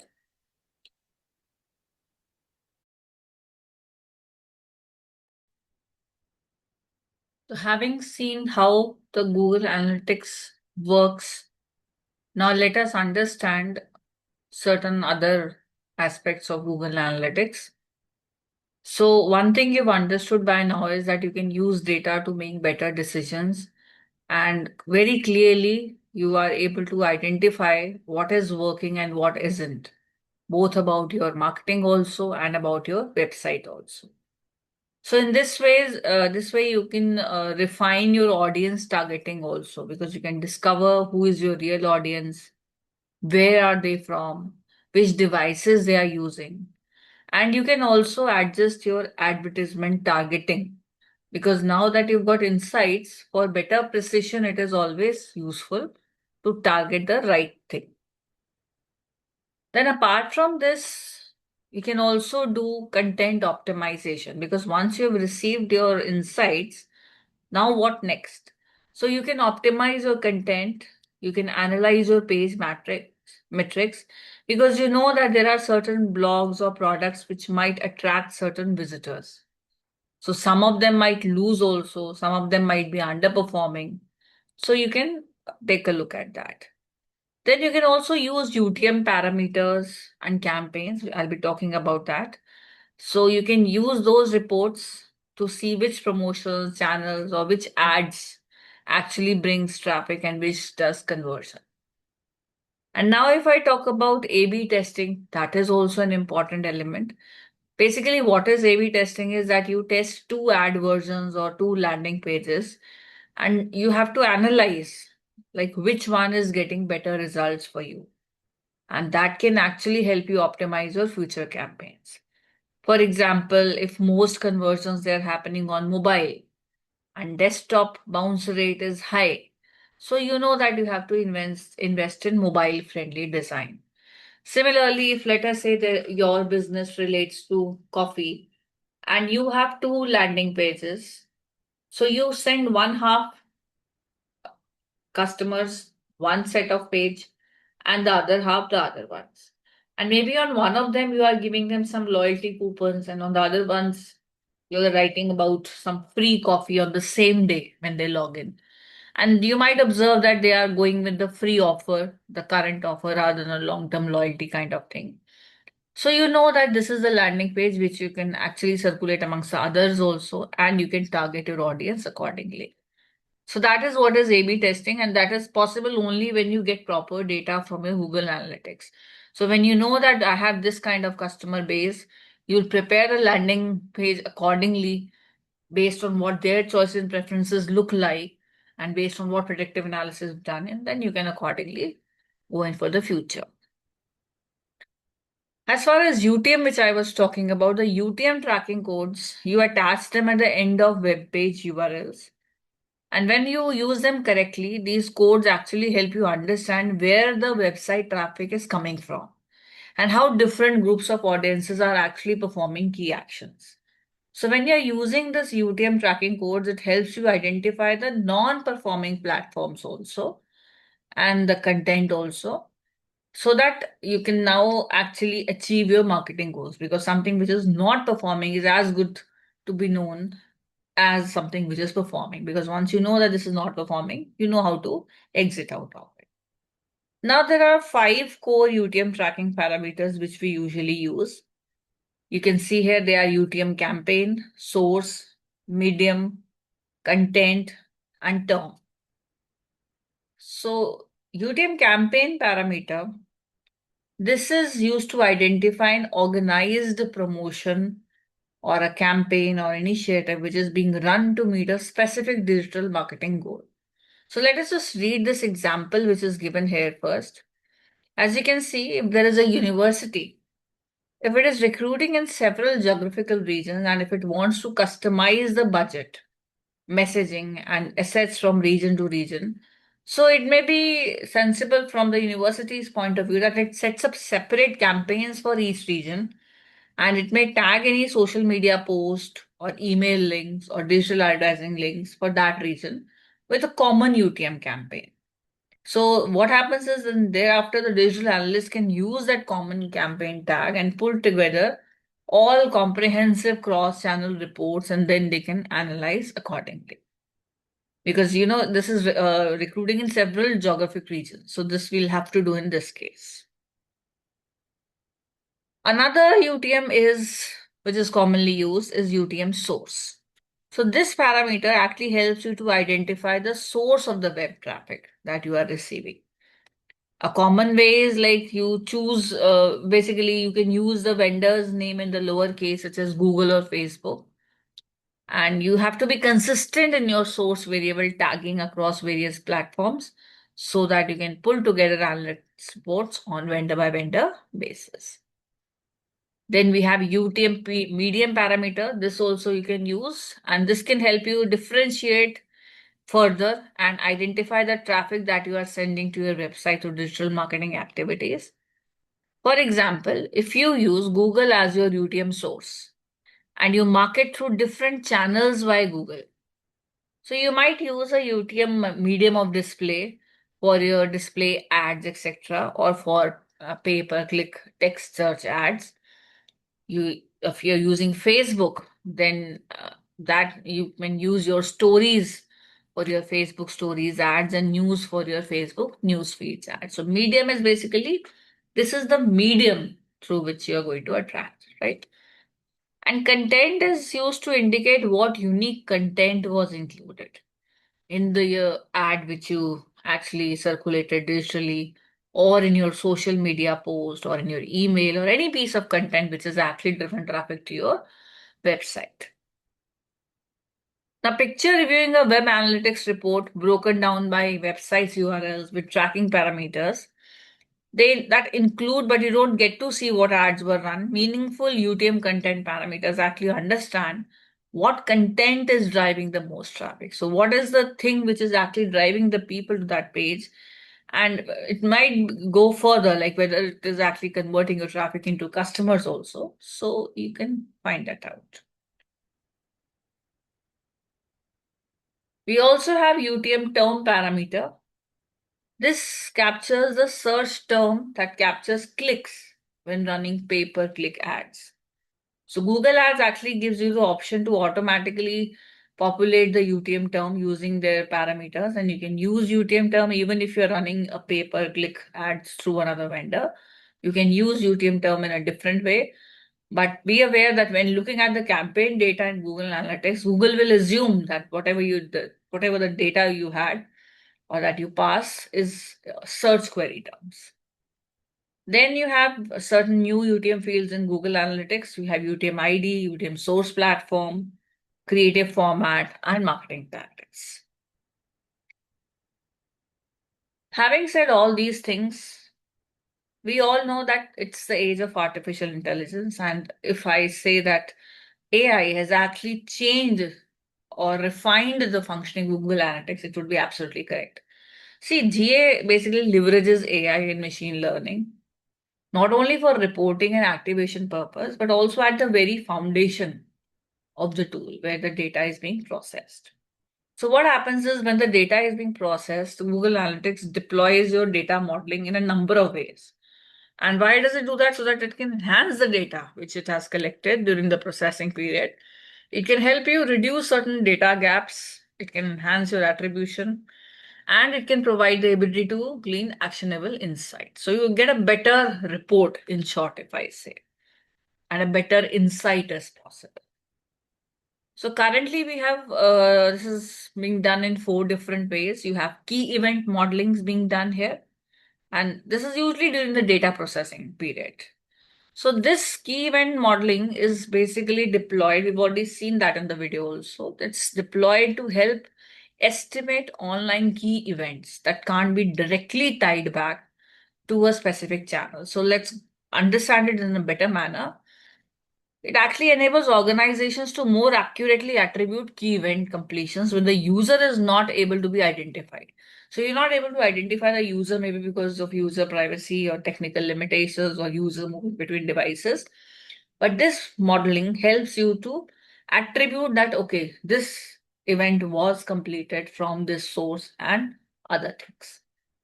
So this modeling capability is by default, this is there, and this will primarily reattribute traffic from direct channels to other channels based on trends. And you can see that this kind of data modeling usually takes up to 12 days to fully complete from when the conversion is recorded. Then we also have behavioral modeling. So this estimates the behavioral metrics. And that too when no identifiable cookies can be set or accessed.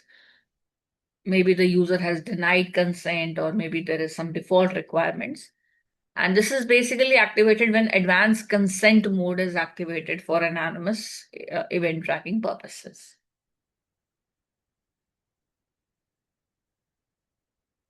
Then we also have forecast modeling.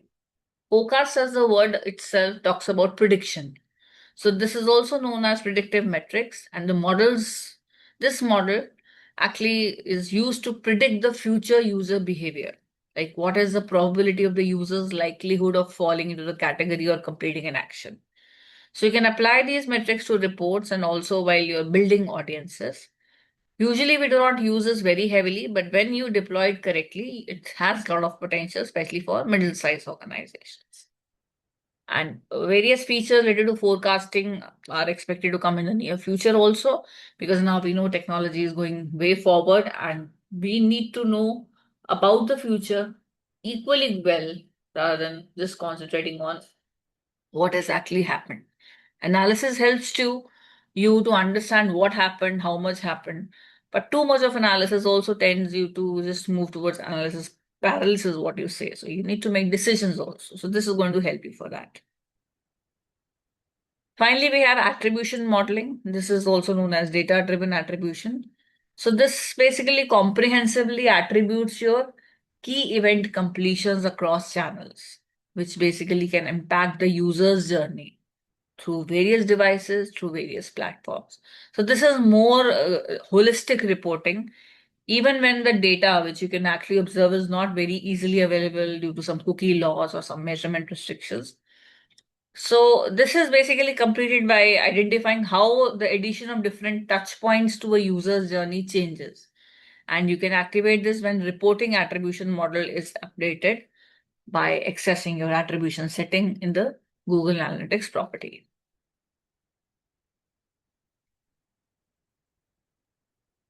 So this is a complete summary. Like you can link Google Ads for enhanced insights. You can integrate Google Ads and analytics. You can track conversions. You can set up some goals and events, because goals are basically the actions which you want users to take, and events are certain specific interactions. So you can use Google Analytics for continuous improvement, and you can monitor the success and improvements basically to understand whether the marketing changes are leading to a more amount or more number of goal conversions or not. So till now, what we have done, let's summarize this quickly. Kindly go through this screen once.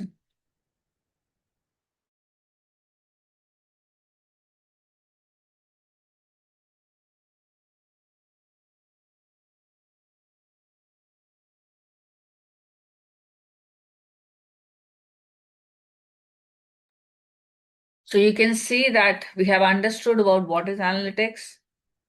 Google Analytics, what does it show you? Like who visits, from where, and why. Some of the key metrics we saw focused on you should focus on actionable metrics, not just vanity metrics. And attribution models explain customer journey impact. UTM codes basically track campaigns precisely. Dashboards, they will simplify your reporting. AI helps in predictive analysis and personalization. And ethical data usage is also critical.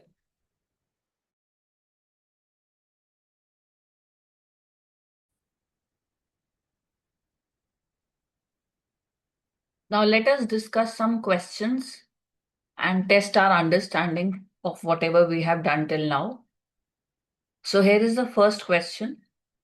The main purpose of Google Analytics is the options which you have in front of you are to design websites, to track and analyze website performance, to run advertisements, to create social media posts. So, give yourself 10 seconds and check your answer.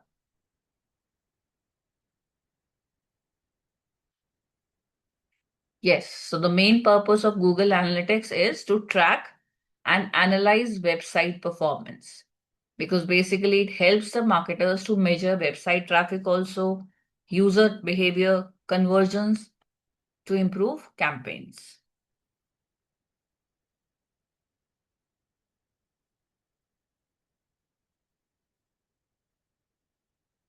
Now we have the next question. Which metric shows the percentage of visitors leaving after viewing only one page? Is it the bounce rate, conversion rate, CTR, or impressions?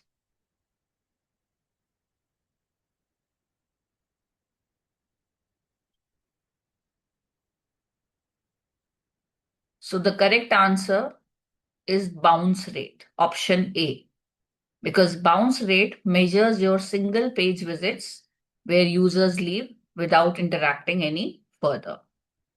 I hope this is clear.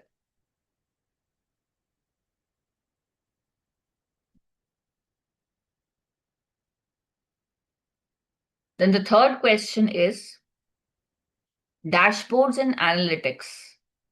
They are useful for option A, gaming, option B, consolidating data into visual reports, option C is sending automated mails, and option D is increasing ad bids. So what is the main purpose of dashboards?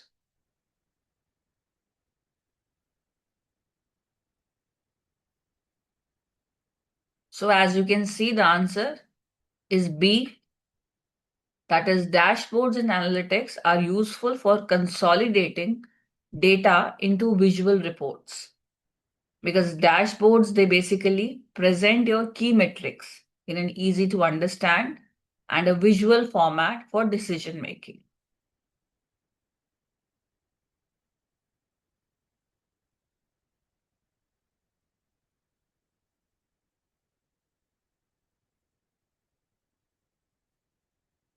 Now let us take a look at the next question. What does the CTR metric stand for? Is it click-through rate, customer tracking report, campaign testing ratio, or conversion time rate? We have done this. Try and answer this question.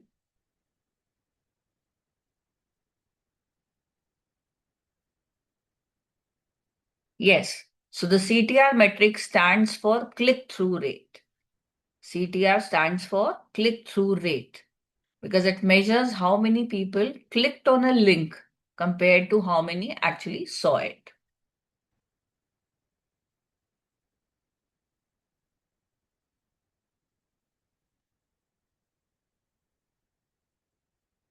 Now let us go to the next question. Which attribution model gives credit to the last channel before conversion?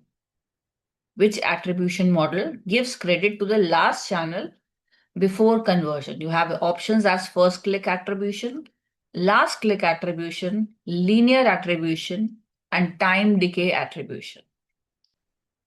So which of the options is correct?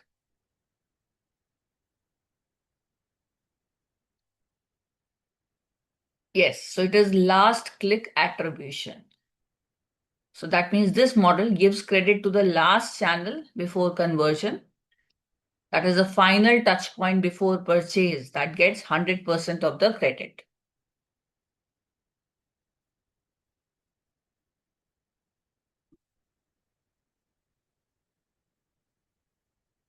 Now, which tool is widely used along with Google Analytics for tracking tags?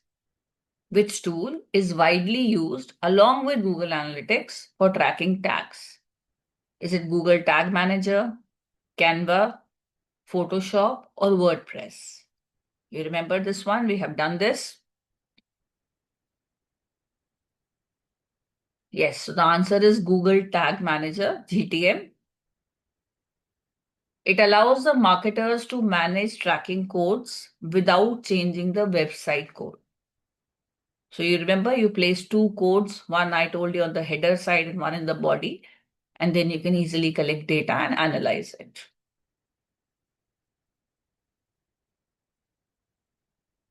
Now let us understand this difference. This question is asking you, what is the main difference between a user and a session in Google Analytics? We have discussed this one also, so I hope you will be able to answer this.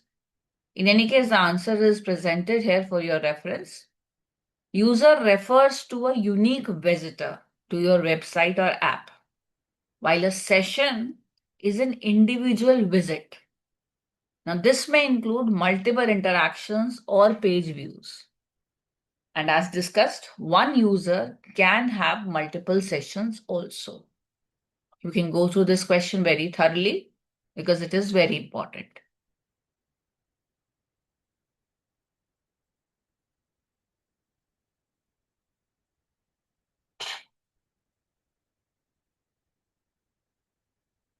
Now, here we have a question which is asking you to give an example of metric and dimension.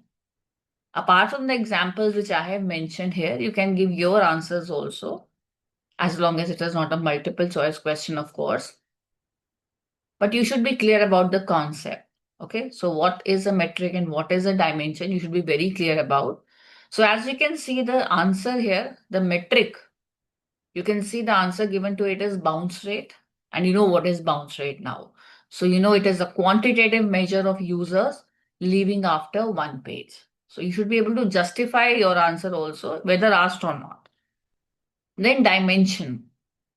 For dimensions, you can use device types. We have done a lot of examples. You have seen that also practically. So just handpicked one. Others you can add on your own also. Maybe they ask you two examples, right? So you should be clear about that also.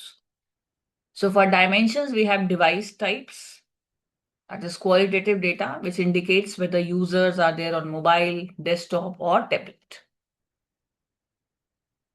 Now, this is one question. Just read this and try to answer in your mind. Try to frame an answer. Then we'll discuss. Take 10 seconds and do that. I'll read the question for you. How can you use bounce rate and average session duration to improve your landing pages? So you've got the data related to bounce rate. You've got the data related to average session duration. So how can you use this data to improve your landing page?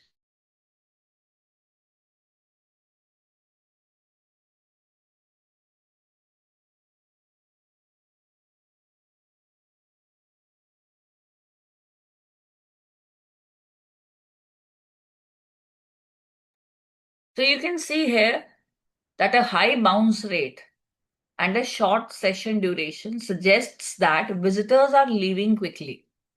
This indicates basically that the page may not be meeting the expectations. It may be a situation that the page is not meeting the situation or the expectations of the users. So you can improve the relevance of the content That means you can optimize your content, usability can be improved, and calls to action can reduce bounce and increase the time spent. So you can reduce your bounce rates in this manner. You should be very clear what does it indicate. And if you got the data that yes, the bounce rate is high, then what do we do? Similarly, you should also be aware that if this particular aspect has been changed and due to this, the bounce rates have gone down. So you know it is a favorable change and vice versa. It is an unfavorable change. Maybe the bounce rates go up once you make a change. So you should be able to analyze your information in the best possible manner.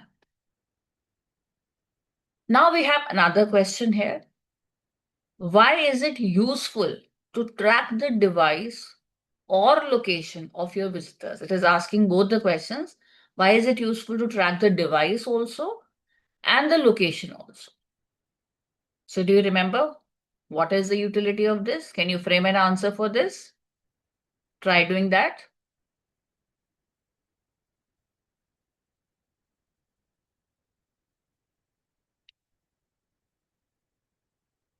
So here you have a referral answer. Knowing the device helps optimize the website's design and responsiveness, because if you feel that more people are accessing on mobile and very few on desktops or laptops, then you will definitely try to make things mobile friendly. Similarly, if you get to know the location data, you can have a more targeted marketing and you can personalize the content for different regions. Maybe you can translate into some languages, or maybe you can use images in such a manner which appeal to that area or that kind of population. So knowing the device will help you optimize your design as well as responsiveness of the website. Maybe it is mobile or app or on a server. And the data which you get for location, that helps you to target your marketing also, personalize your contents, and get better output out of this. So in other words, I can say that this helps you to have a more successful campaign. Now let us read this question also.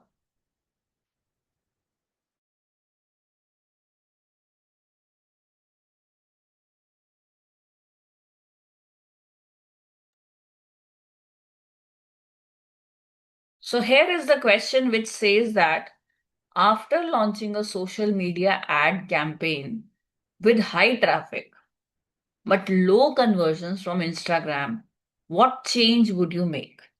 So you've launched a social media ad campaign, you're getting high traffic, but you're not getting good amount of conversions. So what you can do is you can improve the landing page experience or call to action to better convert the visitors who are coming from Instagram. Now, one more question which I want you to frame an answer of is, how could you use analytics to further improve email campaign results? Try to frame an answer for this.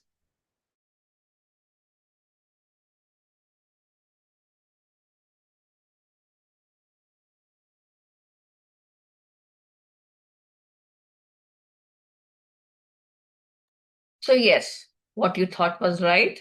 What you can do is you can analyze engagement metrics. That is, you can find out your open rate, CTRs, and that you can do by segmenting your recipients and testing different subject lines or content. What you should focus on is high performing segments and refine automation timing also. So these are the main aspects which you should take care if you want to improve your email campaign results. You can test different subject lines. I hope this is clear, because sometimes a particular subject line appeals more. And then definitely once you've got the data for which segment is performing higher, you can do that. And as far as the timing is concerned, you can refine that also. That is when to send an email and when not to send an email automatically. Now, another question here. What actions would you take if your campaign drives 5,000 new visitors with an 80% bounce rate? So again, your campaign is driving 5,000 visitors, but the bounce rate is 80%. So again, the same thing that you should investigate and you should enhance the landing page content, check for its usability, check for its relevance so that the bounce rate is reduced. Also, you can examine the traffic quality so that your irrelevant visitors are filtered. Because sometimes you feel that sometimes there are people who just click for the sake of clicking. They have no interest, no inclination towards your product or service or your campaign. So there might be some frivolous actions. So you can examine that to filter the relevant visitors so that maybe because of that rush, if a genuine visitor is trying to order something, he's not able to do that because of the heavy traffic. So once that traffic is reduced, the genuine experience can be improvised. I hope this is clear. Now, if you optimize your land page, what is this question asking you is that after optimizing the landing page, let us say the bounce rate has dropped to 40%. So you've optimized it, the bounce rate has dropped. So they're asking you, what does this indicate? So obviously, this indicates that the landing page improvements have successfully engaged the visitors more effectively, encouraging them to stay longer also and interact with more content also. That means you have now been able to get the targeted visitor come to your website, stay longer, and search and explore better. Because once he goes from step one to step two, then to step three and four, maybe he doesn't go to step five today. But if you get that data of one to four steps and the reason why he did not go in for five, even that is helpful to you. So at least he has moved from step one to step two and step two to step three once you've optimized this landing page. So each and every step and the data pertaining to each and every action is very much relevant. Of course, for one business, it might be relevant in one context, and for other, it might be relevant in the other context. So you have filters and you have customizations for that, of course. You've seen that. But what I'm trying to say is that every action, once improvised, also needs a review. So it's an ongoing process, but it definitely guarantees you a much higher level of success than what would have been the case had there been no such analysis. I hope I'm clear. So that is what is being targeted in this next question. That is, why is continuous analysis and optimization important in digital marketing campaigns? So why is this continuous analysis as well as optimization important? They're asking. Why? Because audience behavior and the market conditions, they keep on changing. Today you have preference towards item A, tomorrow you come to know of a scheme of item B. So as an audience or as a customer, your preference might change, your behavior might change, the political conditions going on in the current scenario, they also cast quite a lot of impact on the behavior of the customer. Whether he's able to travel to a particular point and get a discounted rate, or he would prefer that to see on a particular website, and whether he prefers the same quality, all these things are interlinked. So, because audience behavior and market conditions change, you need to review your data on an ongoing process in an ongoing manner, and you also have to identify whether you've been successful or not. If there is any scope for improvement, what is that? So that your campaigns are able to adapt and maintain effectiveness. So this is the reason why continuous analysis and optimization is important.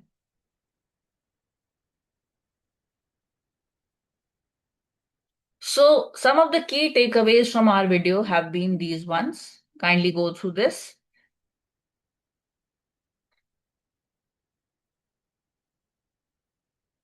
So you have seen that this Google Analytics is central to the digital marketing decision making. The metrics like users, sessions, conversions, these are the things which reveal what is working and what doesn't.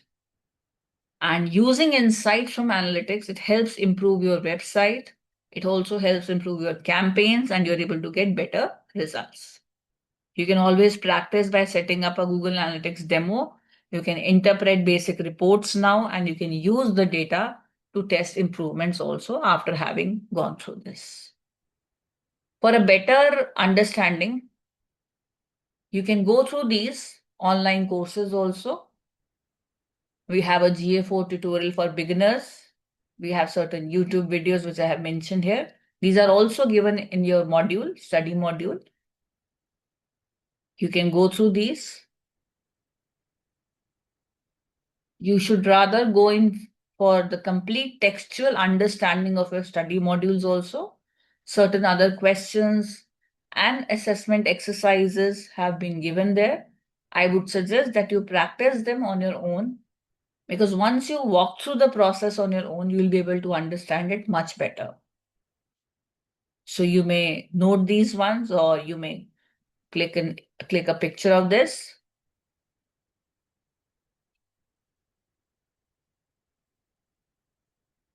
These are some of the blogs and other resources which you can use for your better understanding.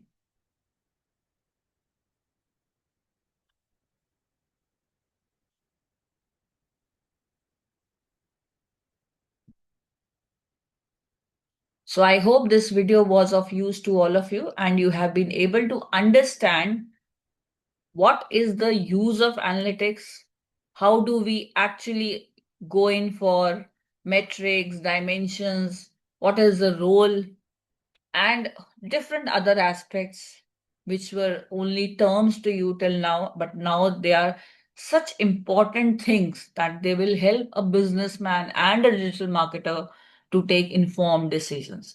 So we have covered all this. I hope this session was of interest as well as importance to all of you, and you have understood the basic concepts. I would request you to go through this video once again, obviously now at an appropriate speed, because it was initially marked slow deliberately, so that you can go in for the deeper understanding of even the minutest aspect covered on the GA portal. So now you can do this, study your module, try answering the questions, and attempt for your examination. Thank you so much. Happy learning.